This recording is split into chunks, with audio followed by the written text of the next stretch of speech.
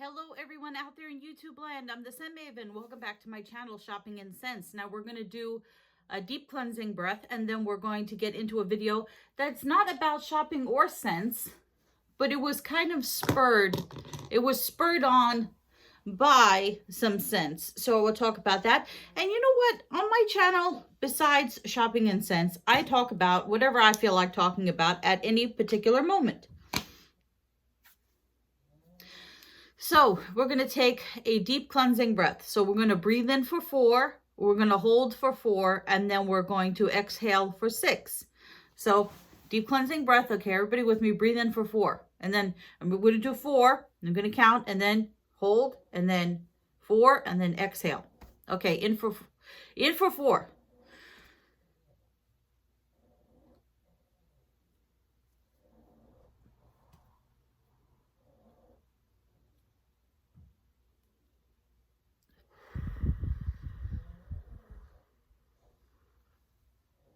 Does that help anyone? It helps me. I listen to these meditation apps. There's a whole bunch of different ones. You can do a bunch of free trials and find whichever one is good for you. The one I'm trying now, some of them are really expensive, but the one that I'm trying now, I think it's called Sleepiest. And it's like $40 for the year, but I don't know if I want to commit to the year, or $7.99 a month. So I'm trying it out for the month. They give you a 1-week free trial that expired. And so I decided to continue on for 1 month because I like to listen to sleepy time stories before I go to bed. I need to listen to something as I go to bed. So this video is going to be weird. This video is going to be about the Rolling Stones. Now, why would I be talking about that now? You know, they've been around forever. Why choose now? Why talk about it now? And what could I possibly have to say about it? So if you guys are into my channel, maybe you'll find this interesting. So how did I have always enjoyed the Rolling Stones. I really got heavy duty into the Rolling Stones in high school. But why is it coming up now? Okay, it's a funny story. Please ignore my pug snoring in the background. If you watch my shopping videos, then you know that I discovered a company called Dirty Works. That's from England. So I was doing some research on Dirty Works, and the Rolling Stones have an album called Dirty Work. And it has 2 great songs on it, Harlem Shuffle and One Hit to the Body. So then I was like, you know, I haven't listened to the Rolling Stones in a really long time. Let me listen to the Stones again. So I listened to the, I have Apple Music, so I just put on the Essentials playlist. And I remembered how much I enjoyed the Rolling Stones. I mean, I think what happens, I don't know if this happens to everyone, but I think it's around high school where you start to enjoy the music that was from your parents' era, you know, the old time music.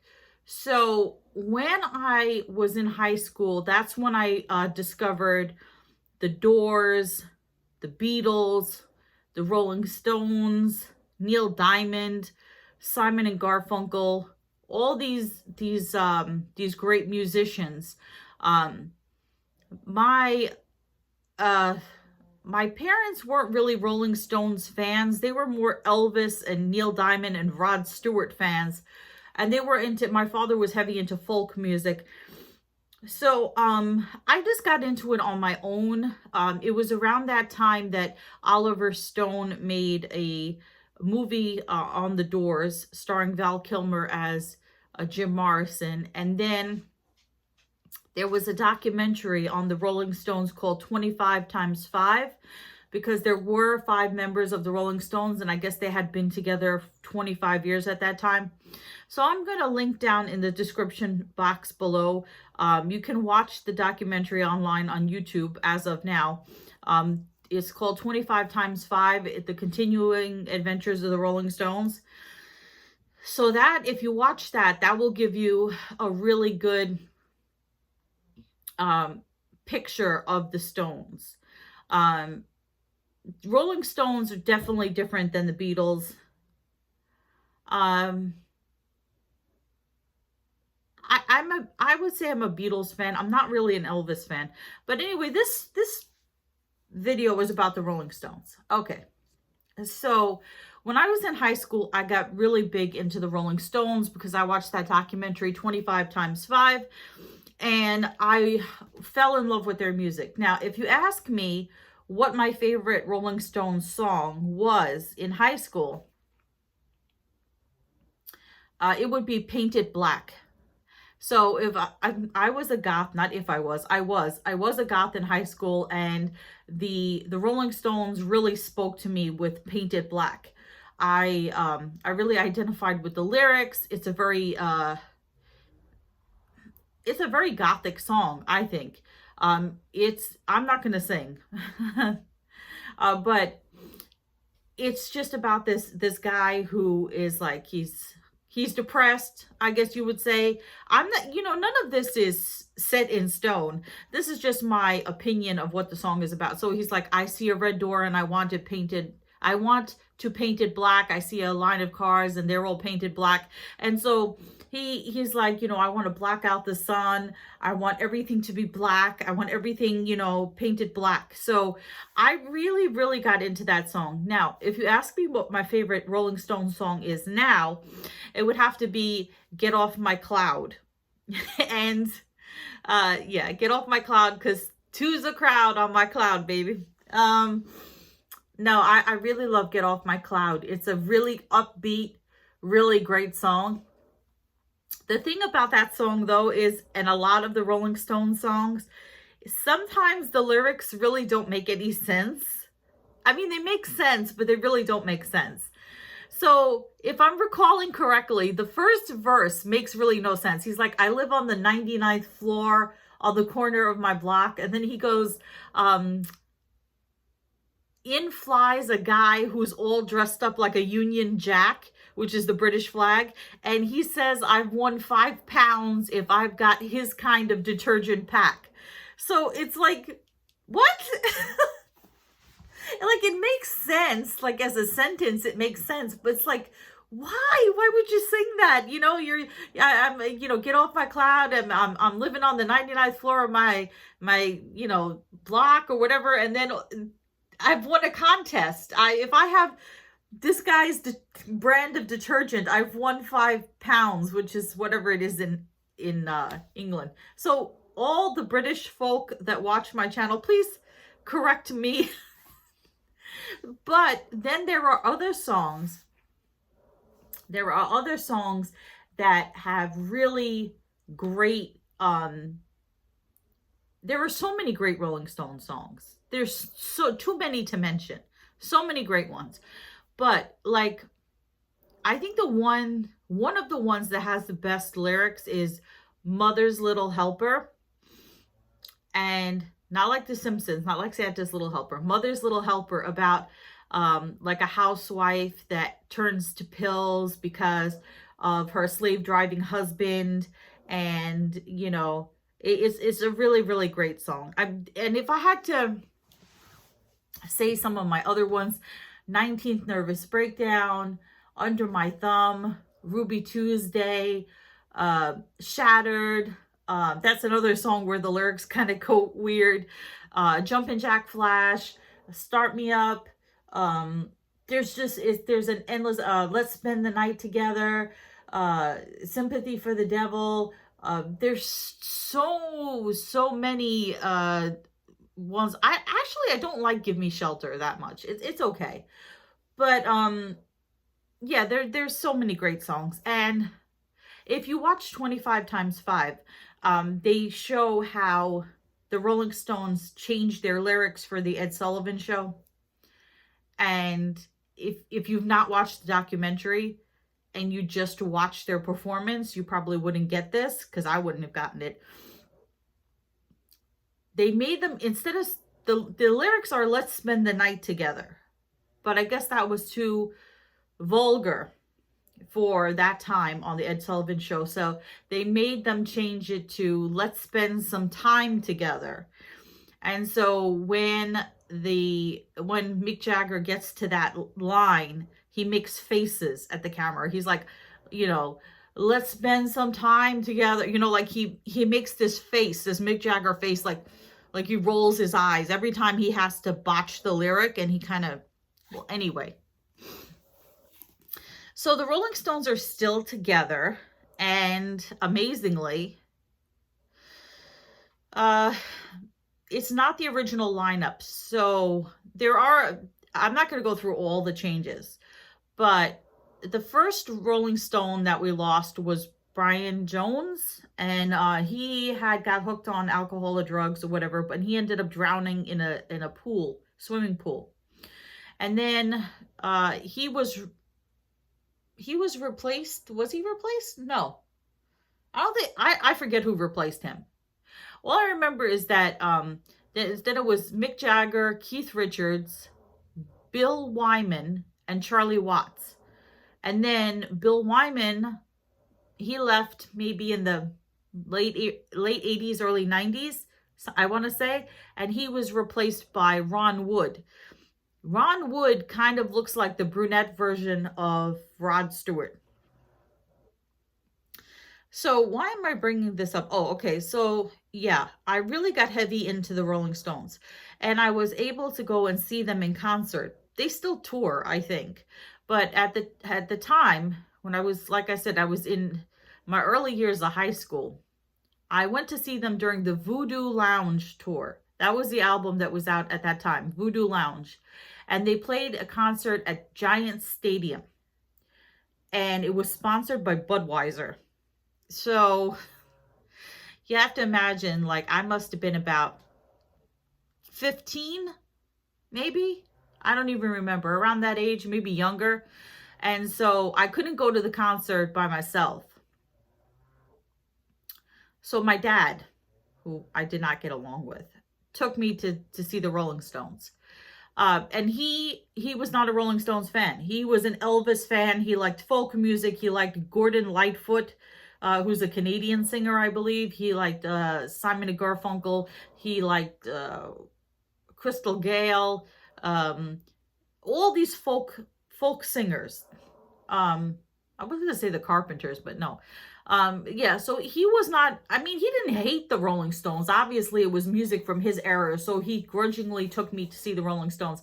And I think the tickets were like $50, which was outrageous back then. That was like a huge amount of money to spend. And then when I was there, I bought so much stuff. Like, I had saved up allowance or whatever, but I must have bought like 5 t-shirts. I bought a poster. I bought a program. I bought so much stuff, and they all had the logo with the tongue. And it all went away, because that's a separate story. But that's a separate story. Should I diverge into that second story?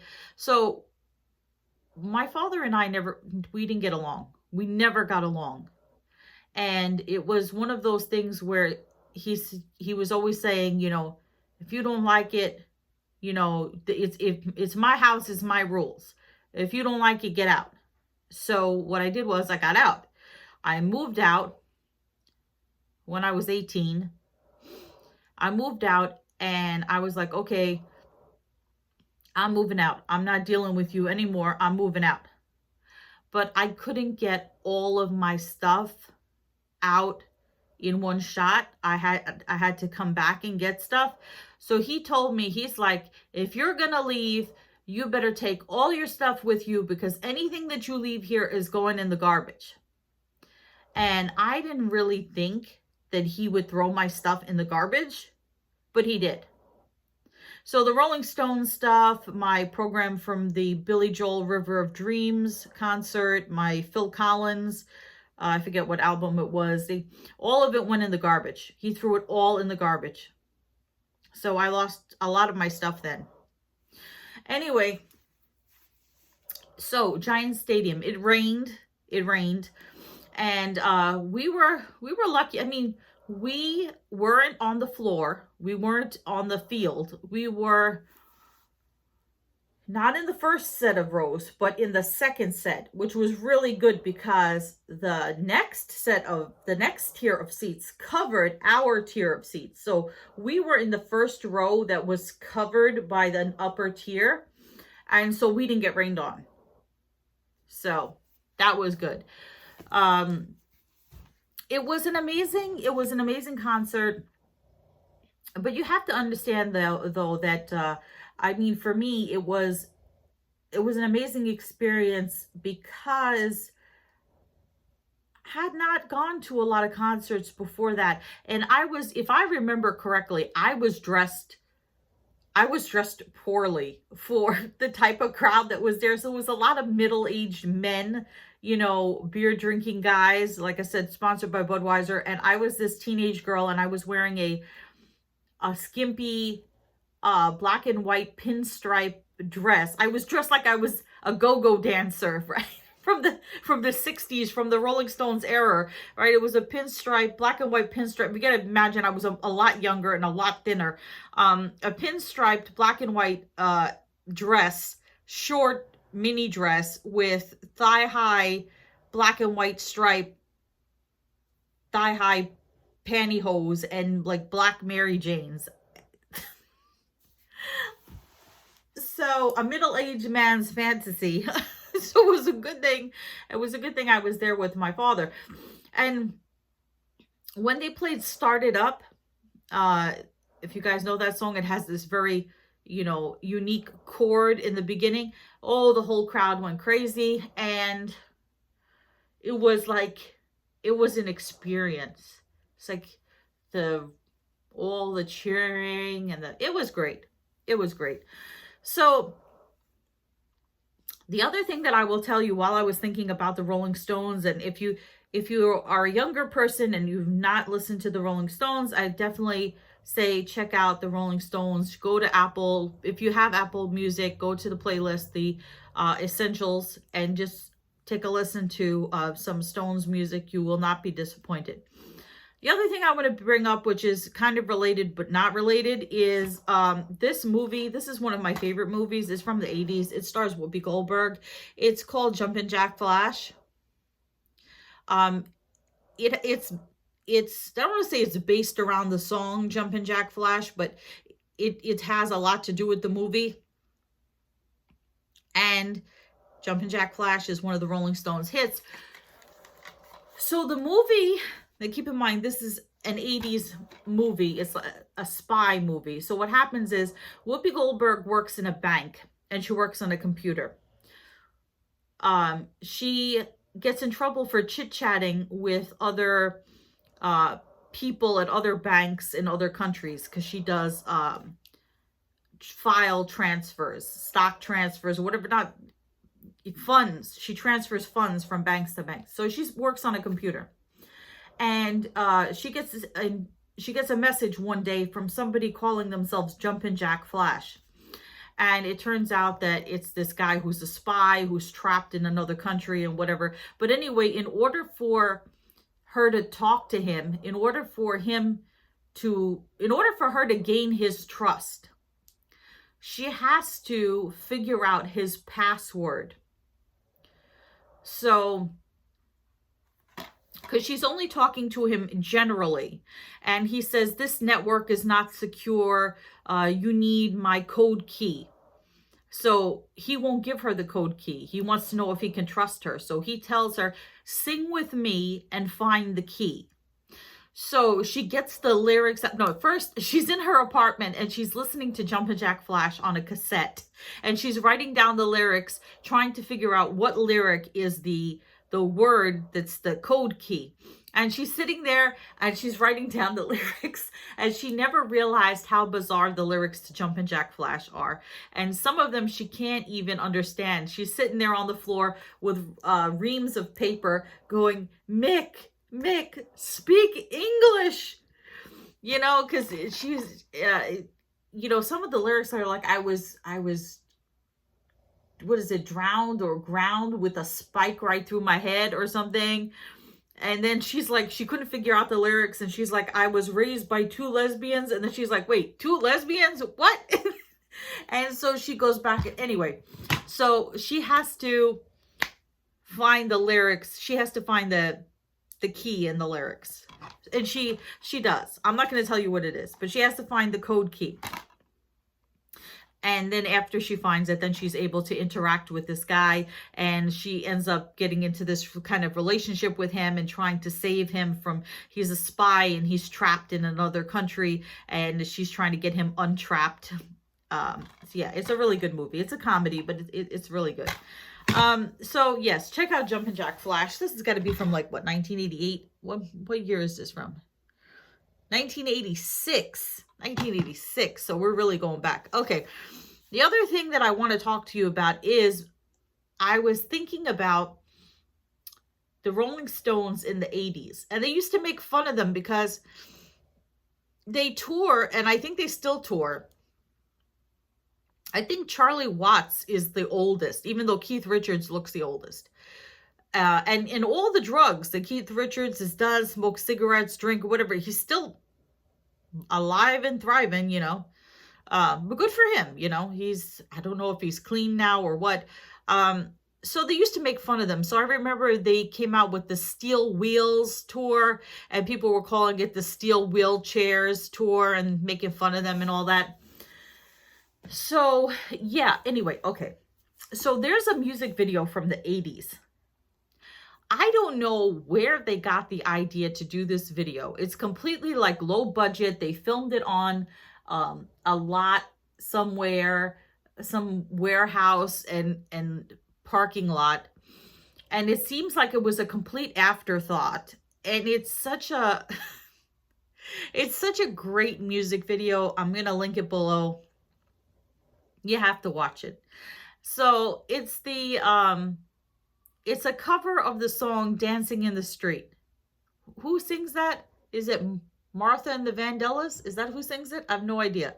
Dancing in the Street. And it's Mick Jagger and David Bowie. And it's insane because you have two men who can't dance, who really can't dance, dancing poorly to the song Dancing in the Street. And you know, Mick Jagger, he makes these faces. He's got like, he's very animated. He's with his, that's why the Rolling Stone icon is the mouth with the tongue, because they say Mick Jagger's got big lips. I think Steven Tyler actually has bigger lips, but it's supposed to be, I think it's supposed to be Mick Jagger's mouth. But anyway, so he's very animated in this video, and he's very weird with these faces that he does. And David Bowie is much more, I don't want to say suave, but he's much more like, I don't know, toned down. He's not like, he's not as super animated. He's like fun. He's fun. He's having a good time. He's dancing, but he's not like, you know, like Mick Jagger is like, you know, I can't do what Mick Jagger does. No, I don't think anyone can do what Mick Jagger does except Mick Jagger. So, just like that song, The Moves Like Jagger. Okay, so you have to watch this music video if you have not seen it before. And they're very close to each other in parts of the video. They're singing into each other's faces. And I don't know if you know this, and I'm not going to just perpetuate like rumors, but they look a bit bromantic in the video when they're singing to each other.